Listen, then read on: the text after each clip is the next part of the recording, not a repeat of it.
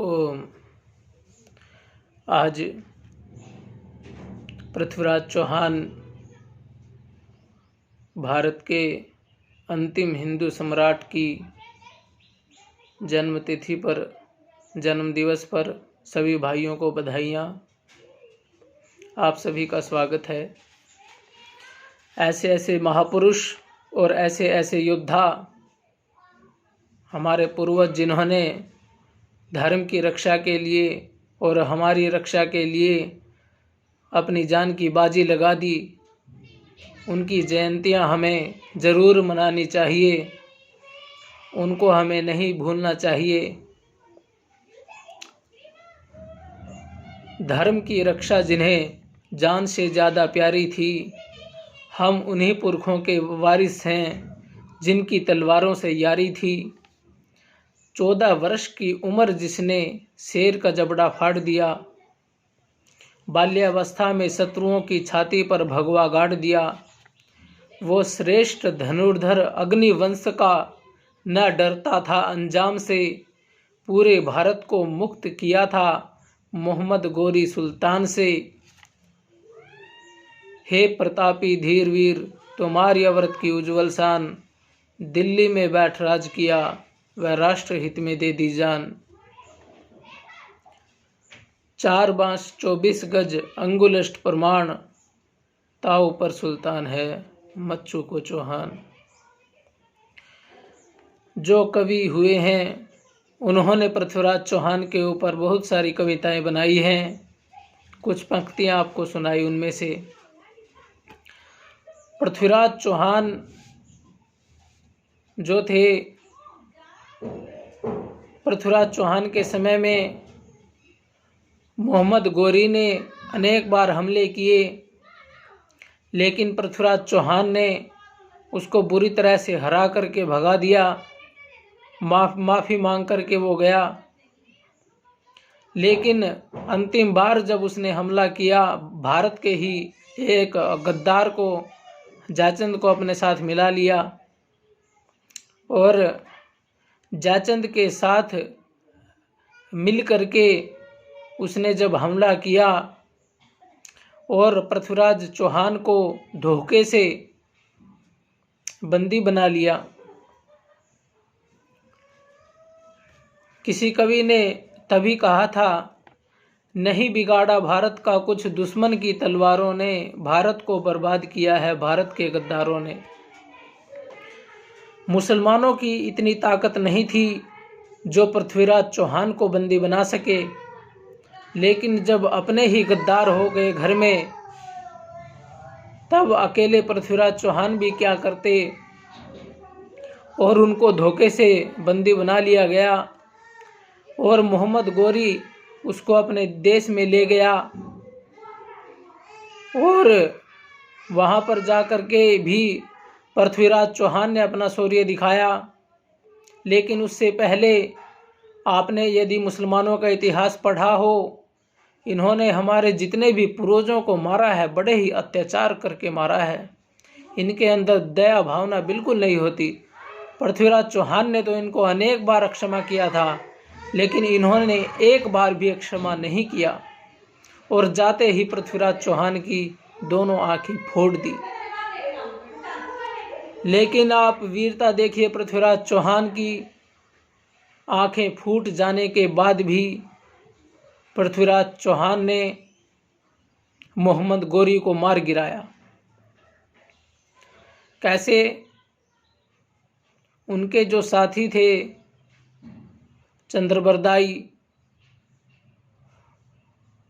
उन्होंने मोहम्मद गोरी को कहा कि इनकी भले ही आंखें फूट गई हो,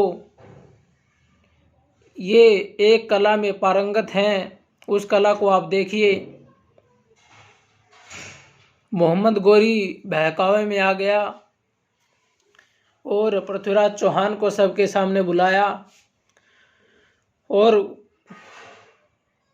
पृथ्वीराज चौहान की कला देखनी चाहिए। वो आपको जानकारी नहीं हो तो आपको बता दें, पृथ्वीराज चौहान एक ध्वनि भेदन कला जानते थे। ध्वनि भेदन कला वो होती है जहाँ से ध्वनि आती है वहाँ पर बाण चला करके उस ध्वनि को भेद सके। जैसे राजा दशरथ ने किया था, श्रवण कुमार को वो तीर लग गया था, तो वो एक प्रकार से ध्वनि भेदन कला ही थी। तो जब पृथ्वीराज चौहान वहाँ पर आए तो चंद्रबरदाई ने उनके साथ मिलकर के योजना बनाई मोहम्मद गोरी को मारने की, और एक दोहा भी उस समय बनाया था, 4 बांस 24 गज अंगुलष्ट प्रमाण, ताऊ पर सुल्तान है मत चूको चौहान। एक अनुमान बता दिया, और उस अनुमान के बताने के बाद जब मोहम्मद गोरी ने आदेश दिया तीर चलाने का, और मोहम्मद गोरी की आवाज़ जब पृथ्वीराज चौहान ने सुनी तो तुरंत पृथ्वीराज चौहान ने अनुमान लगा लिया कि ये आवाज़ किधर से आ रही है, और अपना तीर चला दिया और मोहम्मद गोरी को वहीं पर ढेर कर दिया। मित्रों, ये हमारे पूर्वजों का शौर्य है कि उन्हीं के देश में जा कर के और दोनों आंखें फूटने के बाद भी अपने सबसे बड़े शत्रु को कैसे उन्हीं के सैनिकों के सामने मार गिराया। लेकिन इसके बाद उन्होंने क्या किया, वो तो वहीं पर बलिदान हो गए थे, पृथ्वीराज चौहान और चंद्रबरदाई। उसके बाद उन्होंने पृथ्वीराज चौहान जो थे उसको वहीं पर दफना दिया, पृथ्वीराज चौहान को। और जो मुसलमान थे, आज तक भी मुसलमान जहाँ पर पृथ्वीराज चौहान को दफनाया गया था उनका अपमान करने के लिए वहाँ पर जूती मारते थे और फिर आगे जाते थे। कुछ बना रखा था कुछ ऐसा। तो कुछ समय पहले अभी शेर सिंह राणा, जिसको पूरा देश जानता है, वो अफ़गानिस्तान गए तिहाड़ जेल से, और अफ़गानिस्तान जा कर के वहाँ से पृथ्वीराज चौहान की अस्थियों को अपने देश में लेकर के आए, क्योंकि वहाँ पर उनका अपमान हो रहा था। वो जूतियाँ मारते थे हर रोज़, और एक प्रकार से अपमानित अनुभव किया शेर सिंह राणा ने इस बात से अपने आप को। और जो 1000 वर्षों में कोई नहीं कर पाया वो काम शेर सिंह राणा ने किया, इसके लिए वो भी बधाई के पात्र हैं। एक बहुत बड़ा काम उन्होंने किया है। लेकिन इसमें एक कटु बात भी मैं बोलना चाहूँगा मित्रों, कि जब हमारे पूर्वजों पर, चाहे वो पृथ्वीराज चौहान रहे हों, चाहे महाराणा प्रताप, चाहे वीर शिवाजी, चाहे संभाजी, चाहे 16,000 रानियों ने जो अग्नि में कूद करके जौहर किया था, अनेकों बार ऐसा हुआ है जौहर किया गया मुसलमानों के कारण आत्मरक्षा के लिए। जब मुसलमानों ने इतने अत्याचार किए हैं, और वो तो आपके पूर्वज, महान पूर्वज की अस्थियों पर जूती मारते थे, और आप उनकी वो बना करके कब्र, उस पर माथा पटकते हो, ये कितने शर्म की बात है। यदि आपको फ़ोटो ही बनानी है, पृथ्वीराज चौहान की बनाइए, महाराणा प्रताप की बनाइए, शिवाजी की बनाइए, श्री राम की बनाइए, श्री कृष्ण की बनाइए, उनके आगे झुकिए। मुसलमानों के आगे आप किस लिए झुकते हैं? ऐसा मुसलमानों ने आपका कौन सा काम ठीक किया है? क्या उपकार उन्होंने आपके ऊपर किया है सिवाय अत्याचार के। इतिहास पढ़िए और शिक्षा लीजिए। वर्तमान में भी ये मुसलमान जहाँ इनकी संख्या अधिक अत्याचार ही कर रहे हैं, चाहे वो बंगाल हो चाहे जम्मू कश्मीर हो। जम्मू कश्मीर में देखिए लाखों कश्मीरी हिंदुओं पर अत्याचार करके कैसे इन्होंने निकाला मुसलमानों ने, और आप कुछ नहीं कर पाए। आप तो इनकी केवल पूजा ही करते हैं, आप इनको काट नहीं सकते, आप केवल पूजा करेंगे इनकी।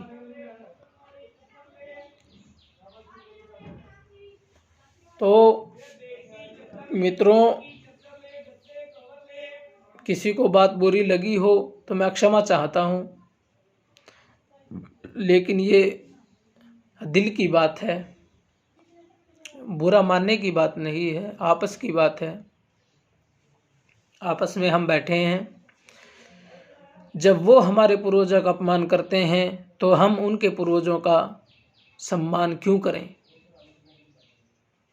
और जब उन्होंने कोई सम्मानीय कार्य किया ही नहीं सिवाय हमारे ऊपर अत्याचार के।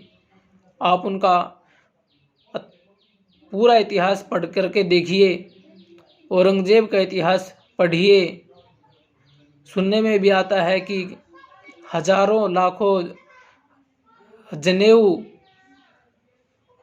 औरंगजेब ने तोड़े, और हजारों जनेऊ तोड़ करके तो वो भोजन करता था। वो जबरदस्ती मुसलमान बनाता था हिंदुओं को, जो नहीं बनता था उसकी गर्दन साफ।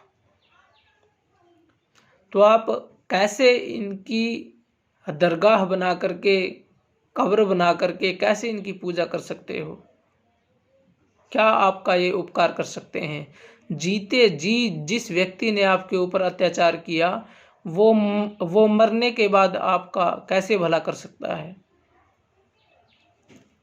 और बड़ा दुख होता है ये देख करके कि अजमेर दरगाह है, जो ये अजमेर दरगाह वाला पीर वही पीर है जिसने पृथ्वीराज चौहान के साथ धोखा किया था, और आज लाखों हिंदू उस पीर पर जाते हैं। ये कितने दुख की बात है। इतने तो जो पृथ्वीराज चौहान का किला था उसको देखने भी नहीं आते होंगे। आप महाराणा प्रताप का किला देखने जाइए, राजस्थान में जाइए, अपने किले देखने जिनमें आप लोग रहा करते थे, आपके पूर्वज जिनमें रहा करते थे। देखिए, आपको प्रेरणा मिलेगी कि हमारे पूर्वज कैसे थे। लेकिन आप जाते हैं उस पीर को देखने जिसने अपने आपके पूर्वजों के साथ अत्याचार किए और धोखा किया। असल में सच्चाई ये है, आपकी गलती नहीं है। आपने इस विषय में कभी जानने का प्रयास ही नहीं किया, अध्ययन नहीं किया, और इस विषय में आपको पढ़ाया भी नहीं गया। 1000 वर्ष तक हम गुलाम रहे, और इस गुलामी के काल में बड़े अत्याचार हुए। हमारी शिक्षा पद्धति भी खराब की गई, और आज भी हमारी जो शिक्षा पद्धति है उसमें से जो हमारा असली इतिहास है वो कहाँ पढ़ाया जाता है? बहुत सारा इतिहास मुसलमानों का और अंग्रेज़ों का ही पढ़ाया जाता है मोस्टली।